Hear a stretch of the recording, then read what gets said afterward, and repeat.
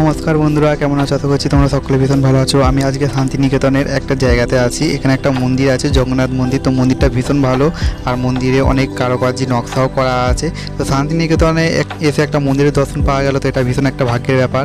আর আমি তো একটু সাইড সিনগুলো ঘুরে নেবো, তো সেই কারণে সাইড সিনগুলো ঘোরার জন্য আমি আশেপাশে চলে যাচ্ছি। তো এখানে দেখছি দরমা দিয়ে একটা ঘর করা আছে, ভীষণ ভালো। তো দেয়ালটা মাটির, কিন্তু ভেতরে অনেক নকশা করা আছে, অনেক কিছু রাখা আছে, যেগুলো দেখে ভীষণ ভালো লাগছে। এখানে একটা দেখো, একটা মহিলা তো আলপনা করছে, ভীষণ ভালো দেখতে লাগছে এই স্ট্যাচুগুলো।